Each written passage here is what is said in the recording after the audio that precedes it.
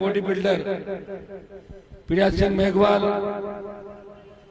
जिला अध्यक्ष महेंद्र जी, यहाँ की तमाम टीम मुकेश, दिनेश, नारायण और सारी जो राष्ट्रीय लोकतांत्रिक पार्टी का परिवार है, समस्त रालोपा परिवार, उपस्थित मौजूद बुजुर्गों, नौजवान साथियों, मेरे छोटे भाई, पलसाना के अंदर कोई मैं पहली बार नहीं आ रहा हूं। पार्टी बनाने से पहले जब मैं विश्वविद्यालय के अंदर राजनीति करता था, उस दौर से लेकर आज तक सीकर जूनियरों का ऐसा कोई गांव नहीं होगा जहां कहीं न कहीं मेरा कनेक्शन नहीं। निश्चित रूप से मेरे साथ भी वो जमाने के अंदर हजारों शेखावाटी के किसान के बेटे पढ़ते थे और उनके संघर्ष के बदौलत हनुमान बेनीवाल 1998-97 के लास्ट दौर के अंदर राजस्थान विद्यालय का अध्यक्ष बना।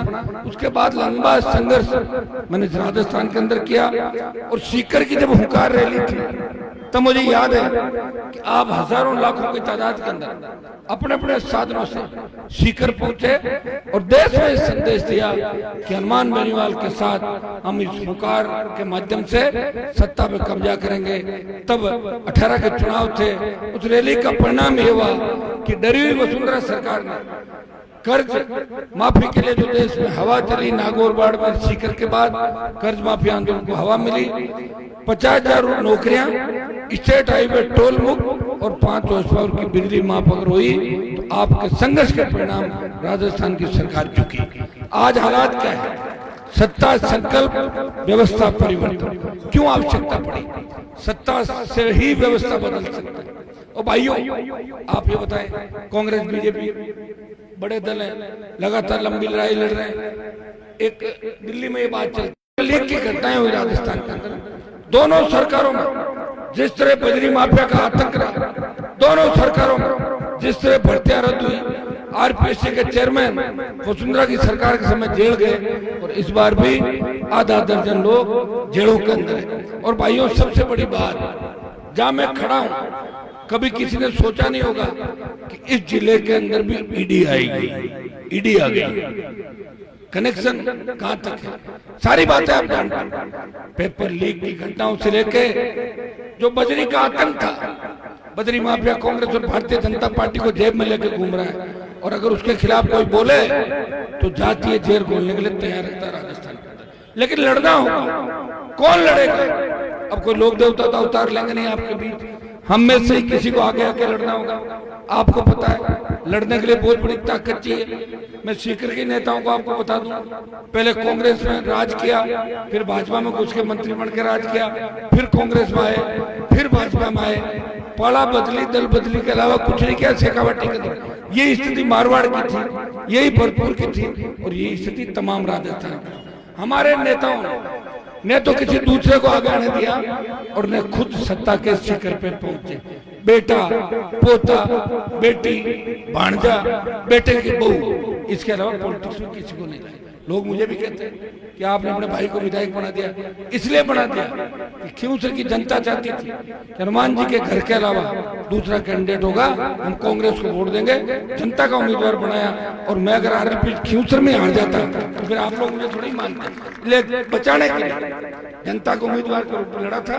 वे आपकी सेवा करा आपके बीच 3 विधायक, जिसमें मैं इंदिरा बावरी आपके सामने आई मिनट तक। मेरे तीनों विधायक जब कांग्रेस बीजेपी हाथ मिला लेती आपस में, वो लड़ाई लड़ रहे हैं विधानसभा के अंदर। पेपर लीक की घटनाएं, रीट भर्ती को रद्द कराने की बात हो, बढ़ते अपराध, बलात्कार, बेरोजगारी, इसके खिलाफ कोई लड़ रहा है। वो आरएलपी पार्टी लड़ रही है। जब कांग्रेस बीजेपी एक हो जाती है तो आरएलपी आखिरी उम्मीद के रूप में राजस्थान के जवान और किसान की पार्टी। मैं आपको इतना ही विश्वास दिलाता कि मेरे पास तो सत्ता तैयारी थी। मैं तो 2003 में वसुंधरा के सल्यूट देता, मंत्री बन जाता। 8, 13, 18 के अंदर पाड़ा बदल के मंत्री बन जाता। 19 में दिल्ली का मंत्री पर ठुकराया।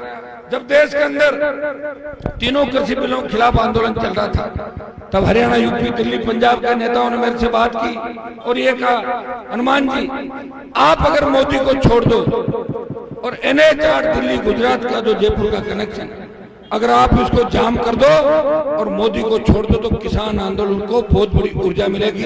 भाइयों, सत्ता नजदीक थी, कैबिनेट मंत्री के पद को छोड़ के इस किसान कौम के लिए कोई सड़क पाया, वो नागौर का सांसद था तो उत्तरी भारत के अंदर अकेला किसान कौम की लड़ाई लड़ रहा था। जब अग्निपथ आया, जिस शेखावाटी की धरती पे मैं खड़ा हूँ, सबसे ज्यादा आर्मी के अंदर शहादत दी शेखावाटी के किसान के बेटों ने।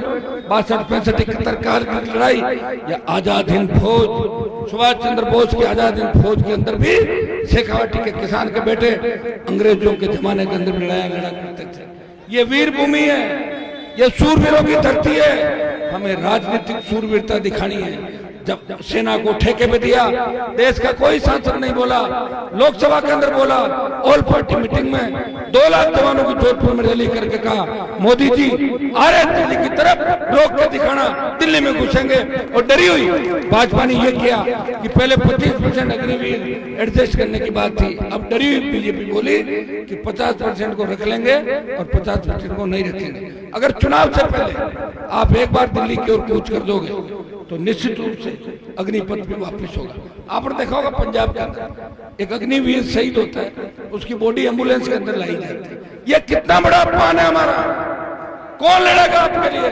मैं दूसरी जातियों के नेताओं से भी पूछना चाहता हूँ, अरे बयान वीरों, क्या बयान ही दोगे इस बात का कि हम शूरवीर हैं, लड़ाके ये है वो है, आओ मेरे साथ लड़ने के लिए। कौन मना कर रहा है? क्या तुम्हारी जातियों में फौज में नहीं है सैनिक? वो भी चिंता करते होंगे कि हमारी जातियों के नेताओं की जंग लग गई क्या? अकेला हनुमान बेनीवाल देश की आर्मी के पक्ष में सड़क से लेकर सदन तक लड़ाई लड़ रहा है। मेरे साथ दूसरे लोगों को आना चाहिए। और मैं अगर जातिवादी हूँ तो मेरे 3 में से 2 विधायक शेड्यूल कास्ट के नहीं होते। बल्लभनगर से लेकर सरदार शहर तक जो उपचुनाव है उसके अंदर आरएलपी ने उपस्थिति दर्ज करा के संदेश दिया कि राजस्थान का अगर तीसरा दल है कांग्रेस बीजेपी अगर जिससे डरती है वो राष्ट्रीय लोकतांत्रिक पार्टी है, तेजी से किसान और जवानों का दिल जीतते हुए इस रथ के पहिए के साथ आगे बढ़ रही है। ज्यों ज्यों रथ का पहिया आगे बढ़ रहा है, कांग्रेस बीजेपी की सूची रोक रही है। सूची 17 को आ रही थी, 20 चली गई। बीजेपी में मंथन चल रहा है। कांग्रेस बीजेपी में टिकट मांगने जाते हैं नेता, उनको दोनों पार्टियां पूछती है, आप ये बताओ आरएलपी वालों की क्या स्थिति है? कांग्रेस बीजेपी आपस में डरी हुई, वो राष्ट्रीय लोकतांत्रिक पार्टी से डरी हुई है। इसलिए आप मुझे ताकत दें, मजबूती दें। मैं विश्वास दिलाता हूं कि सत्ता के शिखर पे किसान कौम का कब्जा होगा। हम शेड्यूल कास्ट के, अल्पसंख्यक, ओबीसी के भाइयों को साथ लेके नए राजस्थान का निर्माण करेंगे, आपके सपनों के राजस्थान का निर्माण करेंगे। बहुत बहुत आपको धन्यवाद। जय हिंद।